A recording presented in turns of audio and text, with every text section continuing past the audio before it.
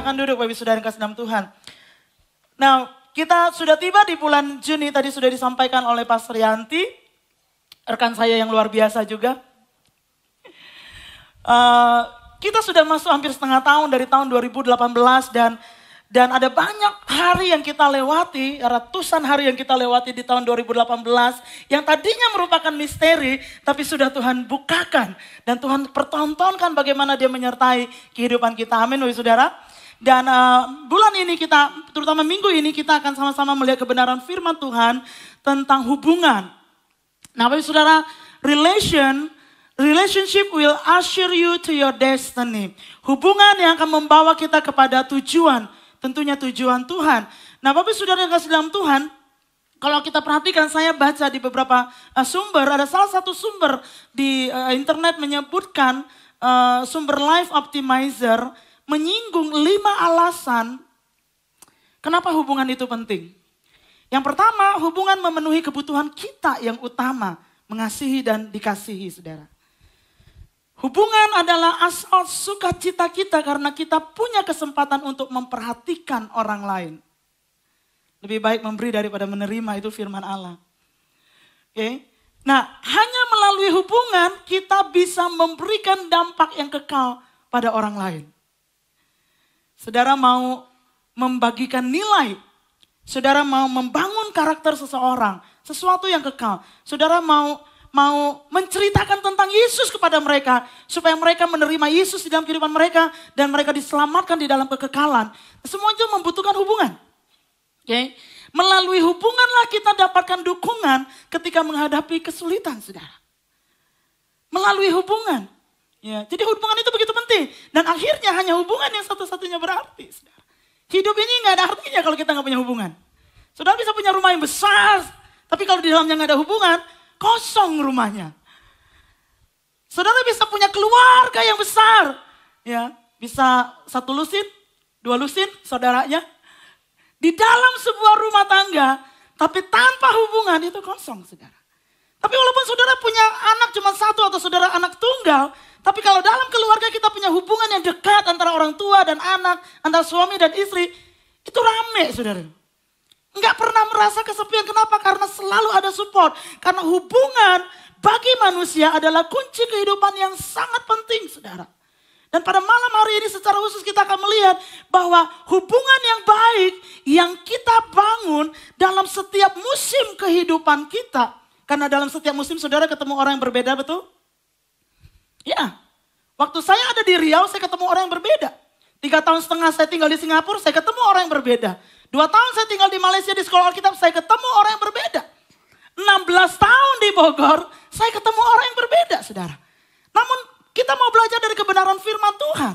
Bahwa kalau kita membangun hubungan yang baik dengan sesama kita dalam setiap musim kehidupan kita, maka hubungan tersebut, hubungan yang benar yang kita bangun itu, kemungkinan besar akan meng-usher kita atau mengantarkan kita kepada destiny dan tujuan dan mimpi yang Tuhan berikan kepada kehidupan kita, saudara.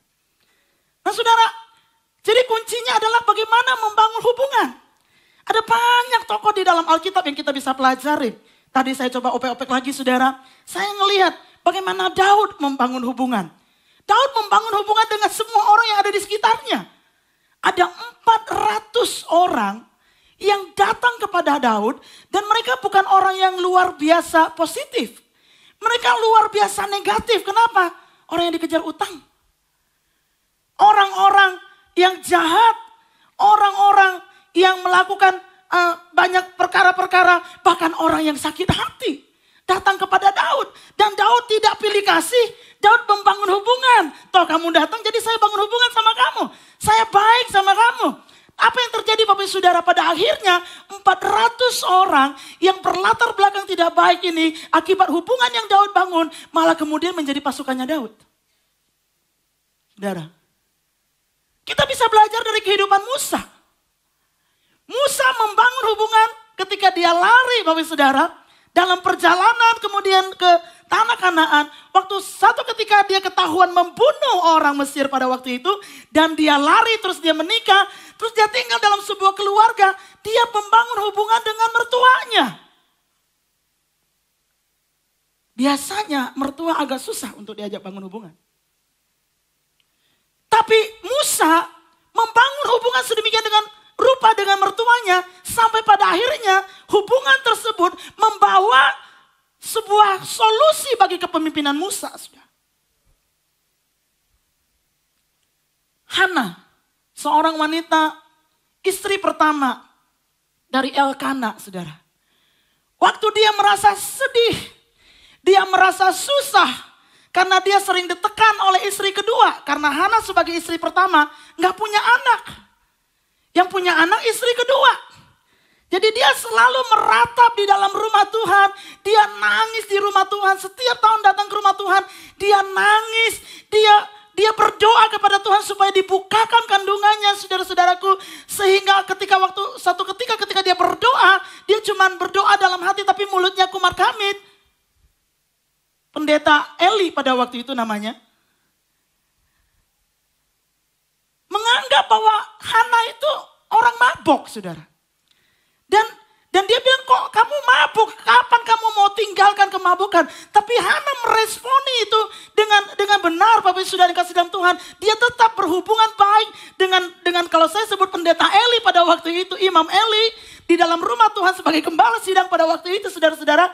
Apa yang terjadi? Ketika Tuhan mengaruniakan anak kepada Hana, Tuhan memakai Imam Eli pada saat itu untuk bisa menerima Samuel, anak dari Hana, tinggal di dalam rumah Tuhan. Dan akhirnya membawa Samuel kepada destininya, saudara. Jadi Hana membangun hubungan. Walaupun dia mungkin pernah dimarahin, mungkin pernah ditertawakan dan lain sebagainya. Paulus, saudara. Dalam perjanjian baru. Paulus pernah dicurigain. Kenapa? Karena dia orang yang sangat bejat. Orang yang sangat ambisi untuk membunuh orang-orang Kristen. Dan dia sudah lakukan itu berkali-kali. Menganiaya orang Kristen, memenjarakan orang Kristen. Suatu ketika dia bertobat dan terima Yesus. Ada orang yang masih memandang dia dengan mata curiga. Ini benar apa enggak ya? Ini benar apa enggak ya? Sehingga seringkali itu terjadi penolakan, saudara-saudara. Tapi di musim kehidupannya seperti itu, dia tidak menjadi kecewa. Tapi dia menyikapi keadaan itu dengan baik. Membangun hubungan terus-menerus. Membangun hubungan yang benar. Sampai pada akhirnya membawa dia kepada destininya. Seorang rasul yang sangat luar biasa. Dan sangat banyak kitab perjanjian baru yang ditulis oleh Paulus, saudara-saudara. Tapi ada juga hubungan yang salah yang dibangun. Yang hampir membuat orang kehilangan destiny atau panggilan Tuhan di dalam kehidupannya. Simpson. Hampir kehilangan panggilan di dalam kehidupannya. Hanya karena dia membangun hubungan dengan seorang wanita yang kurang tepat. Jadi para jomblo, jangan salah pilih pasangan. Kau bisa ada di padang gurun. Kanaan yang cuma seminggu bisa jalan kaki, bisa jadi 40 tahun. Bahkan bisa mati di tengah jalan gak sampai ke Kanaan, saudara. Jadi Bapak Saudara, dan dari sekian banyak tokoh-tokoh, saudara sangat penting bagi kita untuk melihat dengan siapa kita membangun hubungan dan bagaimana kita membangun hubungan. Ada satu tokoh yang sangat mencolok dalam tema ini, yaitu Yusuf. Kita tahu Yusuf. Yusuf adalah anak dari Yakub atau Israel, salah satu anak dari Yakub atau Israel, dan ayahnya sangat mengasihi dia. Sayang banget sama Yusuf, saudara-saudara. Kesayangan ayahnya inilah yang menyebabkan cemburu dari saudara-saudaranya. Karena saudara-saudaranya cemburu terhadap Yusuf, maka mereka merancangkan kejahatan. Mereka ingin membunuh Yusuf. Dan pada akhirnya mereka membuang dia ke sumur, baik saudara. Dan singkat cerita, Yusuf mengalami fase demi fase di dalam kehidupannya yang begitu luar biasa. Dia bertemu dengan saudara-saudaranya yang benci dengan dia, tapi dia tetap berhubungan baik dengan keluarganya. Saudara, ketika dia dijual di rumah Potifar, ya, dia pernah dikhianati di rumah Potifar juga, tapi dia tetap membangun hubungan yang baik dengan orang-orang yang di sekitarnya, saudara-saudara. Dia juga pernah, karena difitnah oleh istri Potifar, dimasukin ke dalam penjara. Di penjara pun dia berhubungan baik sama orang. Dia gak sakit hati. Dia gak dendam, saudara-saudara. Ketika dia ada di dalam penjara, dia bertemu dengan dua orang juru. Yang pertama juru minuman, yang kedua juru roti. Dan kedua orang ini mendapatkan mimpi. Dan Tuhan memakai Yusuf yang luar biasa yang disertai oleh Tuhan ini untuk menerjemahkan mimpi tersebut. Dan pada waktu itu Yusuf menerjemahkan mimpi kedua orang ini Bapak Saudara, dan itu benar-benar terjadi. Namun terhadap seorang yaitu juru minuman, Yusuf berpesan kalau kamu nanti udah jadi diangkat kembali kepada jabatanmu, jangan lupakan aku. Dan apa yang terjadi? Ternyata setelah orang ini diangkat kembali oleh raja, dia melupakan Yusuf. Tapi satu ketika Firaun bermimpi dan membutuhkan seorang pembaca mimpi, penterjemah mimpi, juru minuman ini baru ingat ada Yusuf Bapak Saudara. Nah Saudara perhatikan, dalam setiap fase kehidupannya, baik Yusuf, Daud, siapapun, Musa, Hana, Paulus, siapa saja yang kita bisa sebutkan dalam Alkitab, ada satu benang merah yang kita bisa pelajari, yaitu mereka memiliki sikap yang benar dalam membangun hubungan. Yusuf diceritakan dalam Kejadian pasal 39 ayat 6. Dia memiliki sikap yang manis. Dia memiliki sikap yang baik. Sikap itu datang dari pemahaman. Sikap itu datang dari belief atau percaya di dalam dirinya, Bapak Saudara. Makanya kita mesti punya dasar kepercayaan yang benar tentang hubungan. Kenapa kita mesti membangun hubungan, Saudara? Nah, ada dua alasan penting dalam membangun hubungan dalam pemandangan Tuhan yang saya ingin paparkan kepada Bapak Saudara malam hari ini. Yang pertama, tujuan manusia diciptakan. Dan yang kedua, itu berkenaan dengan tujuan manusia diselamatkan. Nah, mari kita akan lihat yang pertama, Bapak Saudara. Tuhan memandang hubungan itu adalah sebuah perkara yang sangat penting. Saudara suka atau nggak suka, Tuhan memandang hubungan itu sebagai sebuah perkara yang sangat penting. Kenapa demikian? Karena ketika Tuhan menciptakan manusia, Dia menciptakan Adam, Dia menciptakan Hawa, Dia menciptakan kita semua, yang Dia inginkan adalah sebuah hubungan. Halo? Yang Tuhan inginkan adalah sebuah hubungan. Ketika Dia menciptakan Adam dan Dia menaruh rupa dan gambarnya di dalamnya, Dia berharap dengan itu semua ada hubungan antara Adam dengan Tuhan, saudara-saudara. Seperti seorang ayah atau orang tua dengan anaknya. Nah, saya ingin mengajak saudara melihat klip ini, ya. Dan bayangkan saudara adalah anak kecil ini, ya. Dan orang tua tersebut adalah Tuhan. Tolong ditampilkan klip.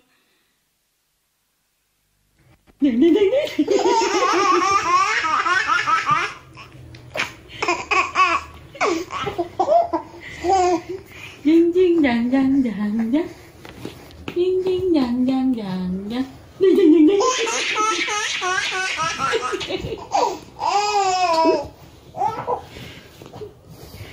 Mana pulangnya? Saudara lihat betapa senangnya hati anak ini dan betapa senangnya orang tuanya. Jing jing jang jang. Cuma hanya dengan lemparan bola yang sangat sederhana. Tapi anak ini memberikan respon yang sangat luar biasa. Dan dari situlah tercipta sebuah hubungan antara orang tua dan anak.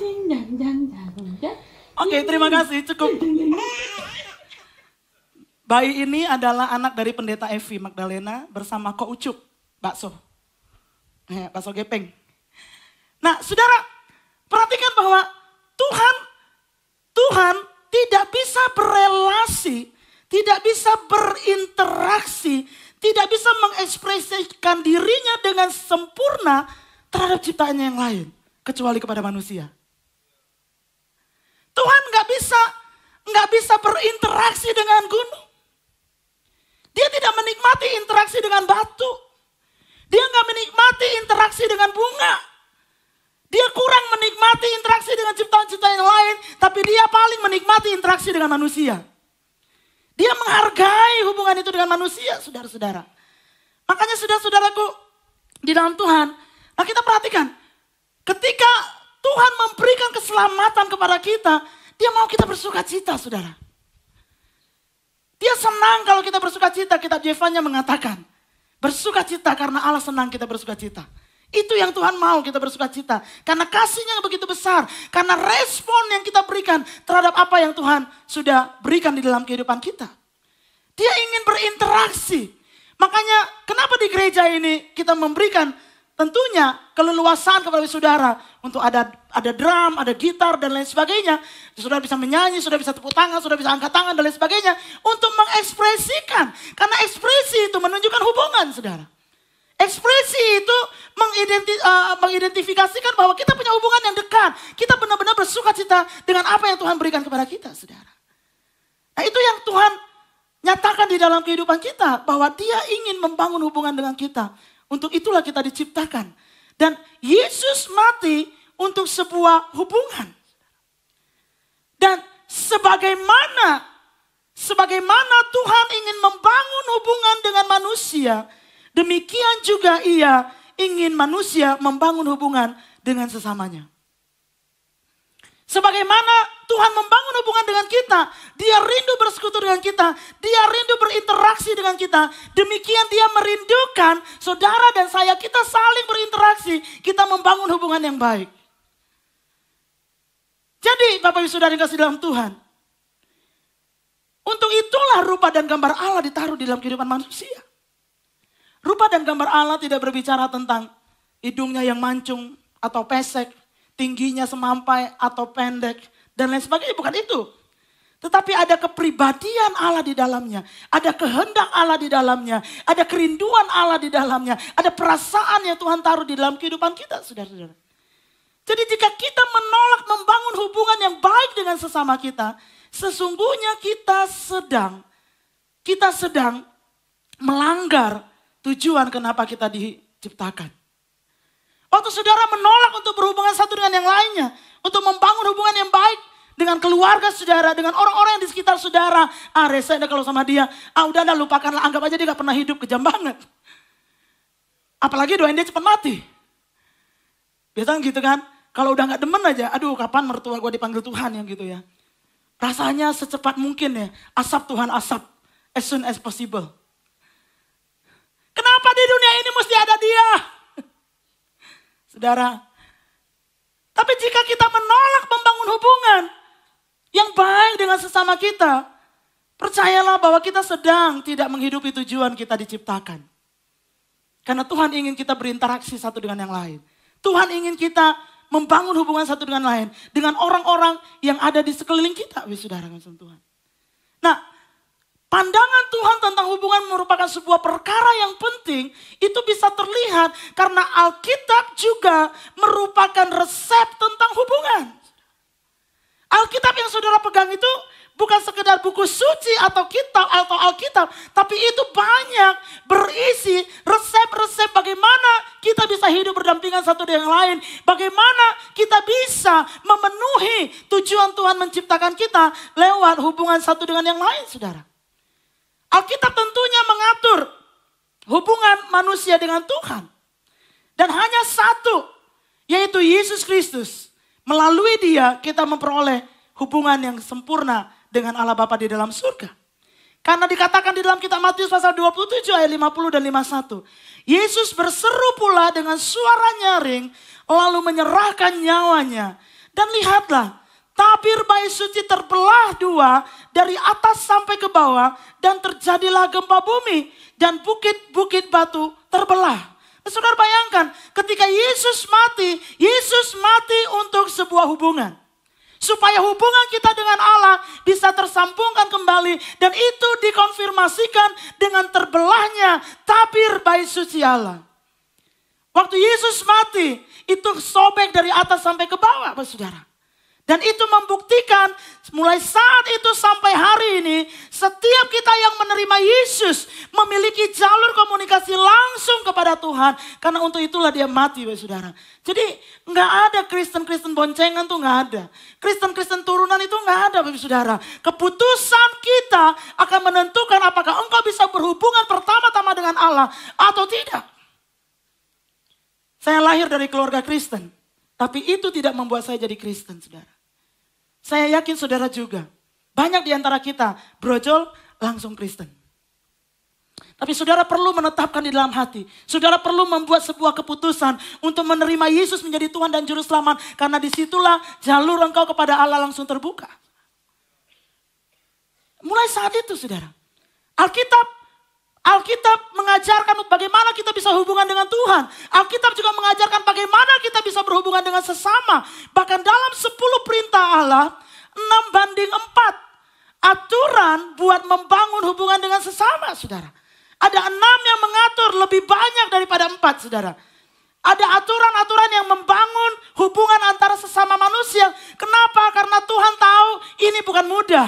Tuhan tahu kita perlu aturan lebih banyak. Tuhan tahu bahwa kita perlu effort yang luar biasa. Lebih gampang membangun hubungan dengan Tuhan daripada dengan orang di sebelahmu. Lebih gampang membangun hubungan dengan Tuhan daripada dengan istrimu yang kau lihat setiap hari. Lebih gampang bangun hubungan dengan Tuhan karena Tuhan gak kelihatan. Dia pasti cincai bocai kemcai. Tapi orang di rumah yang kita lihat setiap hari itu gak mudah, saudara. Makanya Tuhan berfirman, saudara-saudara. Dia memberikan jalan, dia memberikan cara bagaimana kita bisa berhubungan satu dan yang lain dengan lebih baik lagi. Dan Yesus membuat sebuah kesederhanaan dari hukum-hukum itu yang dicantumkan di dalam Matius pasal 22 ayat 36 sampai 39. Ketika itu murid-murid bertanya kepadanya, "Guru, hukum manakah yang terutama dalam Taurat?" Banyak benar soalnya. Yang nomor 1 deh yang mana? Jawab Yesus kepadanya, "Kasihilah Tuhan Allahmu dengan segenap hatimu dan dengan segenap jiwamu dan dengan segenap akal budimu." Itulah hukum yang terutama dan yang pertama. Dan hukum yang kedua yang sama dengan itu ialah, "Kasihilah sesamamu manusia seperti dirimu sendiri." Pada kedua hukum inilah tergantung seluruh hukum Taurat dan kitab para nabi. Nah, saudara perhatikan ayat-ayat ini. Yesus mengkompres hukum-hukum Allah itu menjadi 2 bagian dan yang satu tidak lebih penting daripada yang lain. Dua-duanya penting. Kenapa dikatakan demikian, saudara? Ini berarti membangun hubungan dengan sesama. Membangun hubungan dengan sesama kita sama pentingnya dengan membangun hubungan dengan Tuhan. Sama pentingnya. Makanya di gereja ini kita mendorong pengerja-pengerja. Hati-hati. Jangan sampai suami gak makan. Rumah gak keurus. Tapi sibuk melayani, katanya melayani Tuhan di gereja. Nah, kita gak mau seperti itu. Kita gak mau seperti itu. Kita mau saudara melayani, keluarga saudara juga kenyang dilayani sama saudara. Karena membangun hubungan dengan manusia, itu sama pentingnya dengan membangun hubungan dengan Allah, saudara-saudara. Bedanya di mana? Tentunya kita perlu diselesaikan hubungan dengan Tuhan terlebih dahulu, baru kita bisa berhubungan dengan manusia. Tapi dalam kehidupan sehari-hari, membangun hubungan dengan sesama sama pentingnya dengan membangun hubungan dengan Tuhan. Tadi ayat 39 mengatakan, dan hukum yang kedua yang sama dengan itu ialah kasihilah sesamamu manusia seperti dirimu sendiri. Pada kedua hukum inilah tergantung seluruh hukum Taurat dan kitab para nabi. Garis bawahi dikatakan yang sama dengan itu, artinya yang sama dengan di atas, saudara-saudara. Nah, yang sama itu berarti yang menyerupai, yang sama itu berarti equivalent, yang sama itu berarti sama kuat, sama berkuasa, sama penting. Nah, dan kalau kita perhatikan Bapak Saudara yang kasih dalam Tuhan, dalam urutan hukum Taurat yang Tuhan berikan, 1-4 mengatur hubungan kita dengan Tuhan, 6-10 mengatur hubungan kita dengan sesama manusia. Urutan pertama adalah hormatilah ayahmu dan ibumu. Itu untuk hukum yang diatur oleh Tuhan dengan sesama kita. Bagaimana kita membangun hubungan dengan sesama kita? Yang urutan pertama sesamamu siapa? Urutan pertama sesamamu bukan pacarmu. Urutan pertama sesamamu bukan orang luar dari rumahmu. Tapi dia adalah orang tuamu. Disitulah sebabnya home is a place where everything starts. Belajar menghormati orang tua, saudara. Memberikan kepada kita rasa hormat yang otentik kepada orang lain. Waktu saya belajar menghormati orang tua di rumah dan saya keluar dari rumah saya menghormati orang lain, itu bukan hormat yang pura-pura. Saudara mengerti maksudnya? Siapakah sesama kita? Sesama kita yang pertama adalah orang tua kita. Sesama kita yang pertama adalah orang-orang di dalam keluarga kita, saudara. Makanya begitu penting, jangan anggap remeh. Dan urutan yang kedua kalau kita perhatikan Bapak Saudara, di dalam kata yang sama dengan hukum itu, maksudnya tuh begini. Waktu saya menghormati orang tua saya, itu sama berarti saya menghormati Tuhan. Waktu saya tidak berdusta, itu saya menghormati Tuhan. Waktu saya hidup jujur di kantor, itu berarti saya menghormati Tuhan. Waktu saya tidak mengambil milik sesama saya, apalagi suaminya atau istrinya, yang jelas-jelas bukan milik kita, saudara. Itu berarti kita menghormati Tuhan. Waktu saudara menghormati pernikahan saudara, saudara sedang menghormati Tuhan. Waktu anak-anak memberikan penghormatan kepada orang tua, engkau sedang menghormati Tuhan. Jadi nggak ada bahasanya, saya lebih bisa menghormati Tuhan daripada orang tua saya. Nggak nyambung itu. Itu bukan kebenaran, saudara.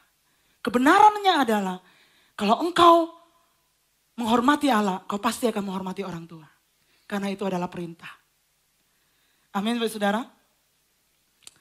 Nah, Bapak Ibu Saudara yang kasih dalam Tuhan, apa kuncinya membangun hubungan dengan sesama? Kita perlu membangun hubungan dengan sesama kita di segala musim kehidupan kita. Karena hubungan itu akan membawa kita kepada tujuan Tuhan, mimpi yang Tuhan punya bagi kehidupan kita. Bahkan apa yang kita nggak pernah dengar, apa yang kita nggak pernah pikirkan, Tuhan bisa sediakan untuk kita, saudara. Apa kuncinya? Yang pertama, kunci membangun hubungan dengan sesama, hiduplah dalam perdamaian. Roma pasal 12 ayatnya yang ke-18. Mari kita baca bersama, 1, 2, 3. Sedapat-dapatnya, kalau hal itu bergantung, hiduplah dalam, dengan siapa? Yakin. Dengan semua orang. Minggu lalu tadi saya cerita, saya berkunjung kepada seorang ibu, terus saya bilang, karena saya tahu dia punya kemarahan di dalam dirinya, tapi dia nggak pernah mau ungkapkan dan dia nggak pernah mau bereskan. Dia nikmati kemarahannya sampai hari ini, itu bikin dia sakit, itu bikin dia kelihatan tua, itu bikin dia bongkok, tulangnya udah timbul, Bapak Saudara. Terus saya bilang gini, Tante, Yesus mengajarkan kita untuk mengasihi. Ya, kita harus mengasihi, katanya gitu, saudara. Betul, betul, Yohana, kita mesti mengasihi. Begitu saya sebut suaminya, dia bilang, saya mengasihi yang lain, tapi tidak dia. Ampuni dia, Tante, supaya Tante sehat. Enggak. Pusing kepala saya. Ya itu karena tidak ngampuni, makanya pusing. Susah hidup saya, ya karena engkau tidak mengampuni makanya engkau susah. Saudara-saudara, firman Allah mengatakan sedapat-dapatnya kalau hal itu bergantung padamu, everything harus dimulai dari diri kita. Kita yang harus memulai, mendoakan, mengharapkan, memimpikan, meminta kepada Tuhan dengan sungguh-sungguh untuk sebuah hubungan yang baik. Ada banyak orang tinggal dengan rasa nyaman mereka. Nyaman tidak mengampuni. Bahkan pakai alasan. Saya udah minta maaf kok waktu itu. Dia aja yang cuekin saya. Ya udah saya cuekin lagi. Gak ada alasan itu, saudara. Yang mengerti katakan amin. Seringkali kita pakai alasan dia aja gak mau. Saudara, saya gak bilang itu urusan dia kalau dia gak mau. Tapi malam ini Tuhan bilang, kalau itu bergantung padamu, pilihanmu apa? Jangan tanya pilihan dia. Dia gak mau diberesin, itu urusan dia. Tapi pilihanmu apa pada malam hari ini? Apakah engkau memilih untuk hidup berdamai dengan orang-orang di sekitarmu? Hiduplah dalam perdamaian dengan semua orang, saudara. Dengan semua orang. Bergantung kepadamu. Ada keadaan-keadaan di mana kuncinya itu adalah kita. Kita yang tidak mau lepaskan pengampunan. Makanya kita banyak sakit. Kita vertigo, kita darah tinggi, kita kencing manis, dan parahnya kanker, saudara. Kenapa? Karena menahan. Firman Tuhan bicara dengan kuat pada malam hari ini. Dan saya yakin ini sangat mudah untuk dimengerti. Bahwa kita perlu menginisiasikan rekonsiliasi. Kita perlu mengharapkan perdamaian. Kita perlu mendoakan, saudara-saudara. Waktu saya tanya, Tante, Yuk kita doakan yuk supaya nanti ketemu sama Om bisa dibereskan. Enggak, jangan. Why? Kenapa kita menyusahkan kehidupan kita sendiri, saudara? Padahal Tuhan mau memberkati kita, saudara. Kita perlu melepaskan pengampunan. Matius pasal 5 ayat 44 berkata, tetapi aku berkata kepadamu, kasihilah musuhmu dan berdoalah bagi mereka yang menganiaya kamu. Saya nggak tahu berapa banyak saudara yang disusahkan oleh karena perbuatan orang lain. Saya nggak ngerti berapa banyak saudara yang merasa tertekan karena tindakan saudara. Ada adik saya, ada kakak saya, ada mama saya, ada emak saya, dan lain sebagainya orang-orang yang ada di sekitar kita. Yang seolah-olah menaruh pressure itu begitu berat di dalam kehidupan kita, saudara. Menganiaya iman kita, menganiaya emosi kita. Firman Allah berkata pada malam hari ini, kasihilah musuhmu dan berdoalah bagi mereka yang menganiaya kamu. Saya berdoa malam hari, dari tadi siang saya berdoa, Tuhan biarlah firman ini akan masuk di dalam roh kita. Menjadikan Bethlehemers, jemaat yang ada di GSJ Bethlehem, orang-orang yang suka berdamai. Orang-orang yang tidak menahan pengampunan. Orang-orang yang suka melepaskan kasih dan pengampunan untuk orang-orang yang bersalah, saudara. Karena kita nggak mungkin punya hubungan yang baik kalau kita menyimpan kepahitan. Saudara bisa berganti pasangan. Ya, tapi percayalah kalau engkau tidak bereskan dengan kepahitanmu, akan ada masanya itu akan timbul lagi. Akan timbul, itu seperti jamur Bapak Saudara.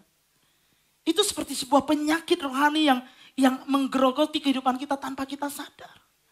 Jangan tahan pengampunan. Jangan tahan untuk hidup berdamai dengan orang lain. Nah, firman Allah mengajarkan kepada kita, hiduplah dalam perdamaian. Di dalam ayatnya yang ke-18 tadi, kitab Roma pasal 18. Sedapat-dapatnya kalau itu bergantung padamu, hiduplah dalam perdamaian dengan semua orang. Hiduplah dalam perdamaian itu berarti kembangkanlah, usahakanlah harmonisasi, saudara. Kita mungkin berbeda dan pasti akan berbeda, saudara. Tapi perbedaan itu tetap bisa kita buat untuk bisa hidup bersama-sama. Boleh nggak suka dengan cara orang, tapi bukan orangnya. Seringkali kita terbawa ya. Saya nggak suka tuh cara dia nyanyi, gue sebel. Orang-orangnya disebelin. Saya nggak suka tuh sama suami saya, suka begitu. Ya, sifatnya jangan disukai, tapi orangnya mesti tetap dikasihi. Bukankah itu yang Yesus lakukan? Yesus benci kepada dosa. Yesus marah dengan dosa. Yesus marah dengan perzinahan. Yesus marah dengan perceraian. Tapi apa yang Yesus lakukan? Dia nggak benci waktu dia ketemu dengan wanita Samaria itu. Dia nggak membenci dia. Padahal Yesus nggak suka satu wanita punya laki yang banyak, nggak suka dia. Tapi dia tetap menyelamatkan orangnya, saudara-saudara. Nah itu yang kita mesti pelajari. Kenapa kita susah berdamai dengan orang? Karena kita nggak suka sifatnya, kita kebawa sama orangnya. Saudara. Dan itu terus dipupuk. Itu perasaan benci dan marah terhadap pribadi tersebut. Terus dikasih makan, saudara. Senangnya mendengar yang jelek tentang dia. Itu kan? Ya memang orangnya seperti itu. Ya udahlah, dia mah selama-lamanya akan seperti itu. Seperti Yesus tidak berubah, dia juga tidak akan berubah. Begitu. Nyanyi lagi. Tuhan Yesus tidak berubah. Dan dia juga.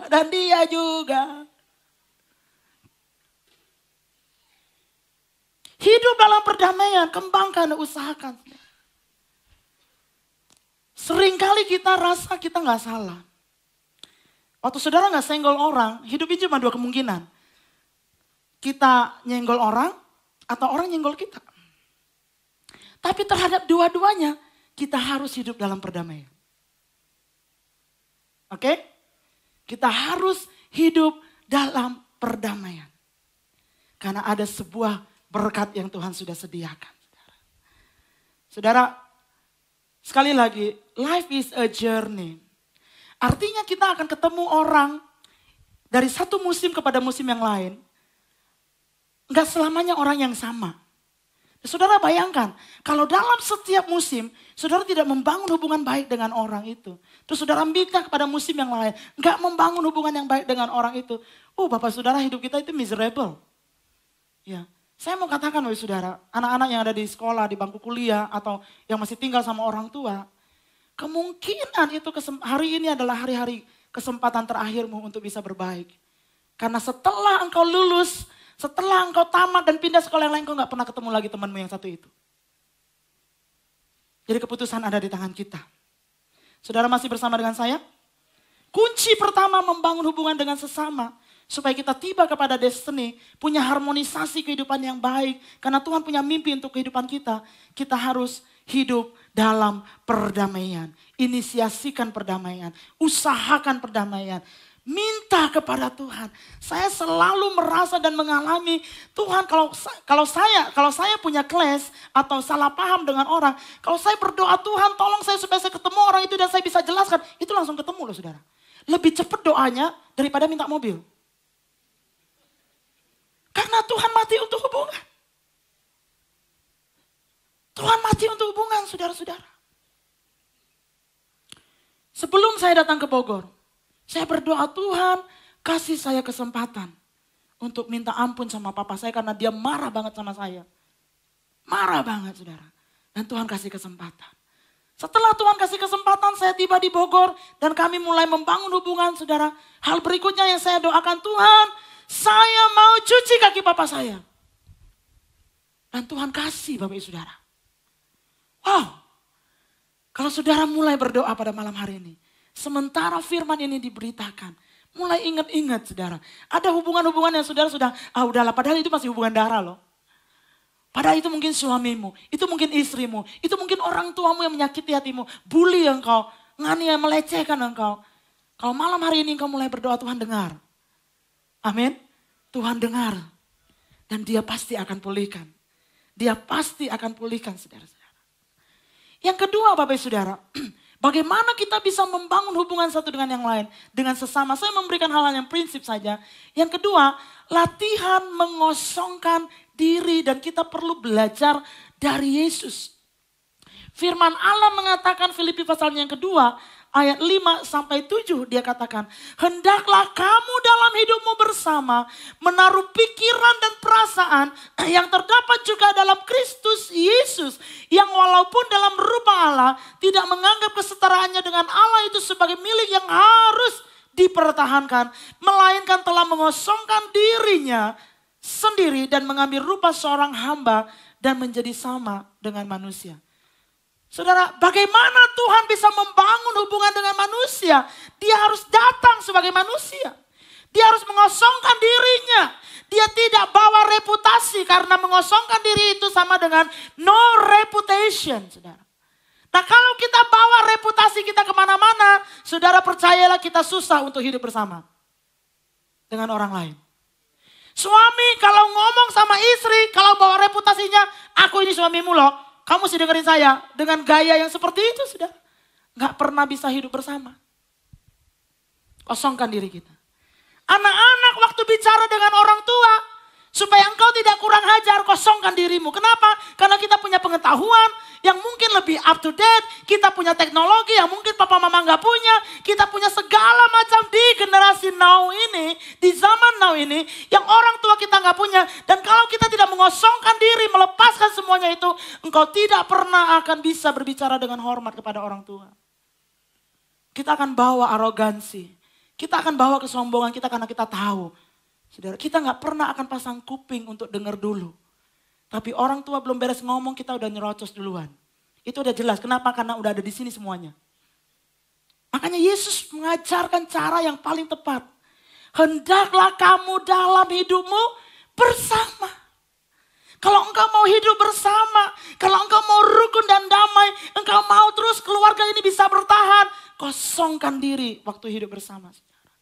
Jangan bawa reputasi. Atasan kalau bicara kepada bawahan, jangan lihat dirimu lebih tinggi dan dia adalah bawahan. Makanya kita bisa maki-maki dia. Karena kita merasa, karena kita bawa reputasi, kita bawa jabatan. Kita bawa, gue lo yang gajiin lo. Itu yang kita bawa saudara. Dan itu menyebabkan komunikasi yang tidak harmonis. Itu yang menyebabkan hubungan tidak pernah terbangun saudara. Padahal hubungan itu penting. Dan saya setuju, dan saya yakin kita setuju. Hubungan itu sangat penting di dalam kehidupan kita saudara. Kalau kita bawa reputasi, saudara, ini akan terjadi. tersinggung. Gampang tersinggung. Kenapa? Karena saya menilai diri saya 2. Ternyata orang cuma menilai diri saya 0. Tersinggung nggak? Tersinggung. Dikecewakan, merasa terhina, merasa dilengkahi, merasa dilecehkan, saudara-saudara. Kalau kita bawa reputasi, itu yang akan terjadi. Kalau Tuhan Yesus bawa reputasi dia sebagai pemilik tahta kerajaan surga, satu-satunya Tuhan dan tidak ada yang lain. Dia pencipta langit dan bumi. Dia punya semua kemuliaan. Dia punya semua kejayaan. Dia adalah anak tunggal Bapa. Maka dia gak pernah datang ke dalam dunia ini untuk mati buat kita semua. Tapi dia gak pernah mempertahankan reputasinya. Supaya dia bisa bicara dengan pelacur. Dia bisa bicara dengan tax collector. Dia bisa bicara dengan orang-orang miskin. Dia bisa bicara dengan orang-orang buta. Yang hanya dipandang sebelah mata orang-orang lain. Dia gak mungkin bisa berelasi dengan baik. Kalau dia mempertahankan reputasinya, saudara. Dan ini menjadi kunci buat kita semua. Bagaimana kita bisa membangun hubungan satu dengan yang lain. No reputation. Jangan bawa reputasi waktu kita sedang berhubungan dengan orang. Apalagi baru kenal orang baru. Ya, padahal Tuhan mau pakai dia untuk memberkati kita. Tapi karena kita so tahu, orang sebel lihatnya, saudara. Ya pada akhirnya apa sih orang ini? Kok kayaknya dia lebih tahu dari semuanya ya. Udah dia, padahal dia mau kasih kang tahu tadinya. Gak jadi deh, orangnya sombong bener soalnya. Saudara yakin Tuhan mau angkat kehidupan kita? Dan Tuhan pakai hubungan. Dia pakai hubungan. Makanya kita mesti melatih diri setiap hari, saudara. Sampai hari ini, siapapun kita, saya secara pribadi, kita semua harus belajar bagaimana membangun komunikasi yang baik itu setiap hari. Saudara. Jadi jangan punya sikap yang keras. Emang gue begitu orangnya? No. Kita mesti belajar. Saudara gak mau kehilangan destiny dari Tuhan? Saudara gak mau apa yang Tuhan rencanakan itu hilang dari kehidupan saudara? Mari belajar. Mari belajar, saudara. Saya orang dari kampung, tapi saya punya mimpi yang sangat besar. Mimpi yang sangat besar. Menjelajah dunia, pergi kemana-mana, berkhotbah, ngajar dengan karunia rohani yang Tuhan berikan. Saya pingin Tuhan. Tapi itu dimulai dari nol. Membangun hubungan, saudara. Saudara, satu ketika waktu ada di Pulau Buru 8 tahun yang lalu. Waktu saya tiba di Pulau Buru, saya cuma nangis karena saya nggak bawa uang, nggak bawa uang banyak bisa belanjain ini, nolong orang-orang di sana yang sangat terisolasi. Nggak ada. Tapi yang ada cuma nangis di kamar selama 1 jam. Tuhan, saya mau ngapain di sini? Engkau bawa aku ke sini. Mau ngapain? Saya nggak cukup uang untuk bisa menolong orang-orang ini. Tuhan cuma bilang, lu lihat aja, gua akan bikin sesuatu. Lihat aja, saudara-saudara. Dan akhirnya begitu saya pulang 8 tahun yang lalu dari Pulau Buru. Dan saya mulai melihat bagaimana Tuhan campur tangan. Tuhan kirim orang-orang, saudara. Lewat mana? Lewat relasi. Saudara, waktu itu gereja kita belum punya proyek ke sana. Tidak ada 1 sen pun yang gereja keluarkan untuk membangun proyek di situ. Karena memang kita belum konsentrasi di situ. Saudara. Dan satu ketika waktu saya pimpin tur ke Turki dan Yunani. Saya bertemu dengan seorang pasangan muda, saudara. Dan seperti biasa sebagai seorang hamba Tuhan, saya layanin mereka, saya ajar firman Tuhan, saya doain mereka, bahkan saya konselingin mereka, saudara-saudara. Bangun hubungan, saudara. Apa yang terjadi? Mereka tanya, Pastor Yohana kapan lagi mau ke Pulau Buru? Oh, saya cuma setahun sekali ke Ambon. Oke, nanti kalau mau pergi kabarin saya ya. Saudara, waktu saya mau berangkat tahun berikutnya, saya telepon, kok saya mau berangkat. Oke, mereka di sana perlu apa? Saya bilang mereka perlu obat-obatan kok, karena nggak ada puskesmas sama sekali di sana. Dan saya telepon orang-orang yang ada di Ambon dan teman-teman bilang, oke, ini daftar obat-obatan yang diperlukan. Saudara, malam hari itu saya jemput di Sunter, 1 box isinya 19 kilo obat-obatan yang bisa dibawa untuk menolong orang-orang yang ada di Pulau Buru. Saudara, hubungan yang kita bangun akan membawa kita kepada mimpi yang Tuhan berikan kepada kita. Tahun 2009, saya dibayarin ke Israel sama jemaat. Pada saat itu saya bisa memposisikan diri saya sebagai peserta. Nggak usah ngapa-ngapain, orang gua bayar kok. Bener nggak? Saya bisa menikmati perjalanan, nggak usah ngapa-ngapain. Tapi disitulah Tuhan memberikan kesempatan saya mulai membangun hubungan dengan peserta-peserta yang ada, saya mulai membangun hubungan dengan tour leader, saya mulai membangun hubungan dengan orang-orang yang ada di sekitar, saudara-saudara. Alhasil, saya berangkat terus ke Israel. Dan satu ketika, pemilik travel bukan cuma mau saya bawa grup ke Israel. Pendeta Yohana bisa bawa grup ke Turki Yunani. Orang bayar 52 juta loh pergi ke sana. 1 sen pun saya nggak bayar, saudara. Dan saya bisa menikmati kekayaan firman Allah yang ada di tempat itu, saudara. Dan bukan cuma itu, Bapak Saudara. Hubungan yang baik kita bangun. Satu ketika saya ditelepon, masih bulan April kemarin. Pendeta Yohana, kapan bisa ikut saya ke Kanada? Saya pikir, saudara-saudara, padahal itu hal-hal yang simpel kita lakukan. Hanya untuk dekat sama orang-orang yang ada di sekitar kita. Yang saya bilang itu musiman. Siapa yang Tuhan bawa di dalam kehidupanmu hari-hari ini? Entahkah keluargamu? Entah teman kosmu? Entah siapa? Lingkungan sekolahmu? Lingkungan pekerjaanmu? Yang pasti Tuhan sedang mempercayakan hubungan kepada kita. Dan dia mau kita membangun hubungan karena dia punya mimpi yang besar untuk setiap kita, saudara-saudara. Nah, Bapak Saudara, pandangan Tuhan yang pertama tentang hubungan berkenaan dengan tujuan manusia diciptakan. Pandangan Tuhan yang kedua, hubungan itu adalah sesuatu yang sangat penting karena itu berkenaan dengan keselamatan kita. 1 Korintus pasalnya yang ke-9 ayat 20 sampai 22. Saya mau tutup dengan ayat-ayat ini. Firman Allah mengatakan, demikianlah bagi orang Yahudi, aku menjadi seperti orang Yahudi. Supaya aku memenangkan orang-orang Yahudi. Bagi orang-orang yang hidup di bawah hukum Taurat, aku menjadi seperti orang yang hidup di bawah hukum Taurat. Sekalipun aku sendiri tidak hidup di bawah hukum Taurat. Supaya aku memenangkan mereka yang hidup di bawah hukum Taurat.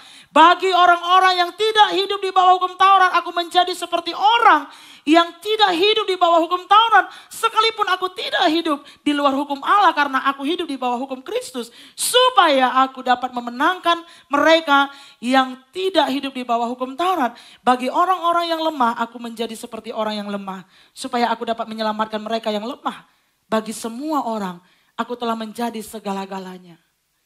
Supaya aku dapat sedapat mungkin memenangkan beberapa orang dari antara mereka. Saudara-saudara, Tuhan mau kita membangun hubungan bukan cuma dengan dia, tapi dengan sesama kita. Yang dimulai dari keluarga kita. Kenapa kita harus membangun hubungan dengan sesama kita? Karena ultimate goal dari keselamatan kita adalah berita keselamatan itu harus sampai kepada orang lain. Saudara, kita nggak mungkin didengar, kita nggak mungkin diperhatikan, kita nggak mungkin diikuti kalau kita tidak punya hubungan. Dan Paulus mengajarkan kepada kita, bagi semua orang aku telah menjadi segala-galanya. Artinya dia mengidentifikasikan dirinya dengan orang lain. Dia belajar untuk menerima orang lain. Dia menempatkan dirinya sebagai hamba dari kebenaran. Hamba Injil itu sendiri untuk bisa sebanyak mungkin memenangkan jiwa bagi kerajaan Allah, saudara. Dan itu adalah panggilan kita. Setiap hubungan yang Tuhan percayakan di dalam kehidupan kita untuk kita bangun, harus kita bangun dengan tujuan supaya Injil bisa diberitakan. Amin, baik saudara. Ada pepatah mengatakan di mana bumi dipijak, di situ langit dijunjung. Artinya, jangan kita hakimi orang yang berbeda dengan kita. Kalau kita menghakimi mereka, kita memandang aneh kepercayaan mereka. Kita menghina kepercayaan mereka. Saudara, nggak pernah akan dihargai, diikuti, apalagi nggak akan pernah. Tapi waktu kita, bukannya kita kompromi, tapi kita menerima orangnya. Bersahabat, membangun hubungan dengan dia. Kuasa Tuhan mulai turun atas kehidupan kita. Sampai kita akan dilihat sebagai terang Kristus yang bercahaya di tengah-tengah kegelapan. Mari bangkit berdiri bersama-sama. Malam hari ini sebelum kita pulang, ada satu pertanyaan yang sangat penting bagi saudara. Sangat penting. Pertanyaan itu adalah, berapa banyak di antara Bapak Saudara pada malam hari ini yang mau berkata, Tuhan, aku mau hidup dalam perdamaian. Tuhan, aku mau berdamai di dalam keluargaku. Aku mau berdamai dengan orang-orang di sekelilingku. Aku mau berdamai, Tuhan. Nah, ini adalah pertanyaan yang saudara harus jawab pada malam hari ini. Berapa banyak di antara saudara yang mau? Kalau saudara mau Mari datang kepada Tuhan bersama-sama karena Dia pasti akan menolong kita. Karena ini adalah kehendak Allah. Kita hidup berdamai dengan orang lain. Mulai berdoa kepada Dia. Minta pertolongannya, minta kekuatannya, minta hikmatnya, minta kesempatan daripadanya. Supaya kita bisa hidup berdamai dengan orang lain. Saudara mau mengiring Tuhan? Malam hari ini Dia perintahkan kepada kita untuk hidup berdamai dengan orang lain. Karena Dia punya destiny, Dia punya tujuan. Dalam setiap musim, Dia akan mengasyir kehidupan kita kepada destiny-Nya. Tapi kita harus belajar untuk membangun hubungan dengan orang-orang yang ada di sekitar kita. Karena Tuhan akan pakai mereka. Kita gak pernah tahu. We never know. Kita gak pernah tahu. Orang yang mungkin kita anggap tidak penting, Tuhan bisa pakai dia untuk membawa kita kepada suatu kehidupan yang Tuhan sudah janjikan. Terima kasih Tuhan. Kami bersyukur kepadamu. Kalau saudara mau dan saudara rindu untuk hidup berdamai